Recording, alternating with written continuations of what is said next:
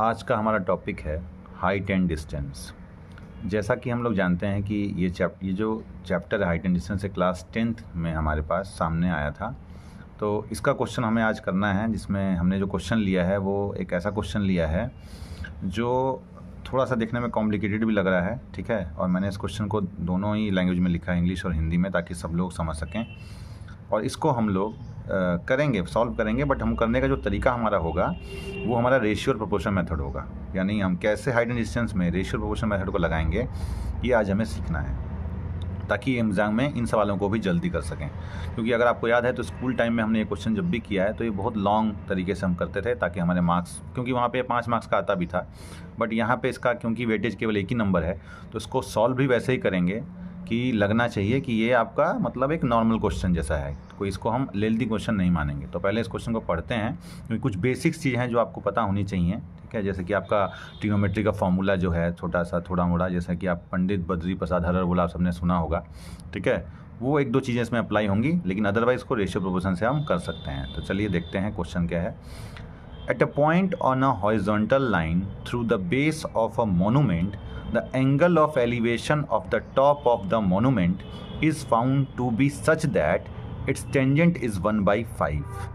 कहने का मतलब है कि किसी स्मारक से कुछ दूरी पर स्थित एक बिंदु से स्मारक के उच्च बिंदु का टेंजेंट 1/5 है।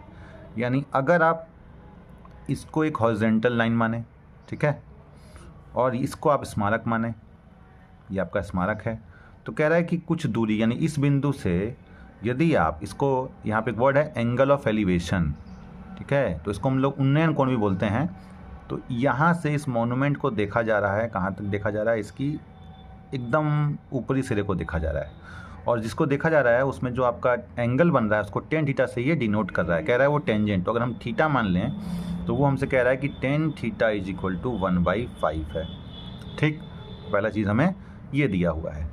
दूसरा सवाल हम आगे पढ़ें, क्या कह रहा है। On walking 138 metre towards the monument, यानी उस स्मारक की ओर कितना चलना है, स्मारक की ओर 138 मीटर चलने पर, यानी यहाँ से अगर हम यहाँ थोड़ा सा अगर अपने बिंदु तक पहुँच जाएं जो कि 138 मीटर दूरी पर है, तो आगे क्या कह रहा है। The monument, the secant of the angle of elevation is found to be √193/12। यानी यहाँ एक वर्ड यूज़ किया है सेकेंड। तो आप जानते हैं सेक थीटा जो था उसी का पूरा नाम है सेकेंड, तो वही है यहाँ पे कि आपको सेक दिया हुआ है। लेकिन क्योंकि यहाँ से आपका एंगल बदल रहा है तो अब आप थीटा नहीं ले सकते हैं, तो आपको दूसरा कोई एंगल लेना पड़ेगा। जैसे सपोज दैट हम फाई ले लेते हैं, ठीक है। तो यहाँ पर मैं बोल रहा हूँ सेक फाई दिया हुआ है √93/12, ठीक। अब आगे क्या पूछा है, तो स्मारक की ऊंचाई ज्ञात कीजिए, यानी कि the height of the monument in is what, यानी आपसे स्मारक की यानी ये हाइट पूछी हुई है यहाँ से यहाँ तक, ठीक है। इसको आप एच से डिनोट कर सकते हैं। तो मैंने कहा था शुरुआत में ही कि इस क्वेश्चन को हम लोग बिल्कुल भी क्लास 10 के तरीके से नहीं करेंगे, स्कूल मेथड से नहीं करेंगे, हम इसको करेंगे रेशियो एंड प्रोपोर्शन के मेथड से। तो उसके लिए हमें क्या करना चाहिए, इसको पहले एक ट्रायंगल की तरह हम देखें, यानी ABCD। तो अगर हम इसको एक ट्रायंगल की तरह देख रहे हैं तो हमसे अगर हम इस बात को जानते हैं कि टेन थीटा जो होता है वो P/B यानी परपेंडिकुलर अपॉन बेस, जिसको हम लोग लंब बटा आधार भी कहते हैं, होता है। तो उस हिसाब से अगर हम देखें तो हमारा जो लंब यानी कि जो हमारा परपेंडिकुलर है वो AB है, और हमारा आधार जो है यानी कि बेस, आधार मतलब होता है बेस, वो BC है। तो इसका मतलब हमें AB/BC इज इक्वल टू दिया है 1/5 का रेशियो, यानी AB और BC में जो रेशियो है वो 1/5 का है। ठीक इसी तरह से अगर हम सेक थीटा का जानते हैं तो सेक थीटा आपका होता है हाइपोटेन्यूज यानी H/बेस, ठीक है, हाइपोटेन्यूज अपॉन बेस। इसको हिंदी में आप लोग कर्ण बटा आधार भी कहते हैं। तो अगर आप H देखें तो यहाँ पे HAC है, और आपका आधार जो बेस है वो यहाँ पे BD है। तो आपके पास इसका भी रेशियो है 193/12, ठीक। तो ये चीज़ हमें यूज़ करनी है, ठीक है। कैसे यूज़ करेंगे, बस थोड़ा एक और चीज़ हमारे पास हो या आपको नॉलेज हो, तो वो है पाइथागोरस थ्योरम का, ठीक है, पाइथागोरस थ्योरम, जिसको मैं शॉर्ट में PGT बोलता हूँ।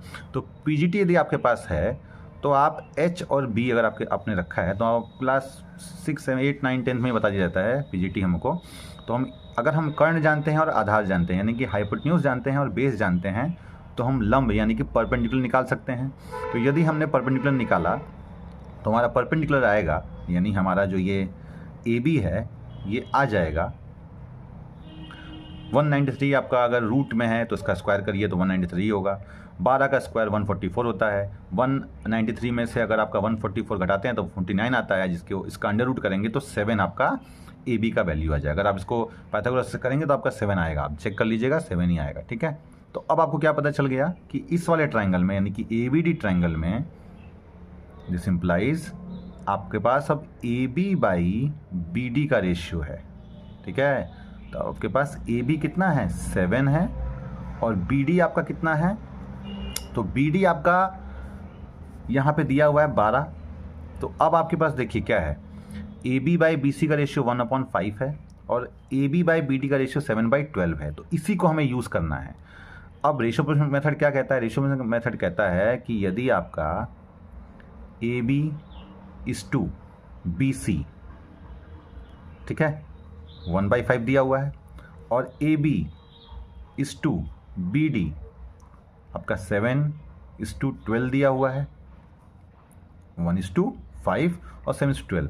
तो आपको क्या करना चाहिए, AB को सेम कर देना चाहिए। कैसे AB बराबर होगा, तो यहाँ पे तो 7 है, यहाँ पे 1 है, तो दोनों का एलसीएम ले लीजिए। तो 7 और 1 का एलसीएम 7 होता है। तो अगर आप इसको 7 टाइम्स कर दें और इसको 1 टाइम्स कर दें तो आपका दोनों बराबर हो गया। अब क्योंकि AB 7 टाइम्स हुआ है तो BC भी 7 टाइम्स होगा और यहाँ पे ये 1 टाइम हुआ है तो ये भी 1 टाइम होगा, जिसकी वजह से आपके पास जो रेशियो है वो आप देख सकते हैं कि आपका AB अब हो चुका है 7, ठीक, और आपका BC हो चुका है 35। और उसके बाद यहाँ पे अगर आप देखें तो आपका ये 7 ही रहा और ये हो गया 12, यानी BD आपका है 12 और AB आपका 7 है। तो अब यहीं पे क्वेश्चन घूमेगा। क्वेश्चन कैसे घूमेगा, आप पहुँचेंगे यहाँ और आप देखेंगे आपके पास BD 12 है। अगर आप BD ले लें तो BD आपके पास 12 है। थोड़ा सा नीचे लिखेंगे, ठीक है, इस लाइन में बिल्कुल नहीं लिखेंगे क्योंकि ये लाइन रियल लाइन है, ये 138 मीटर रियल वैल्यू है और ये पूरा आपका 35 है, ठीक है। देखिए यहाँ पे BC आपका 35 है और BD आपका 12 है।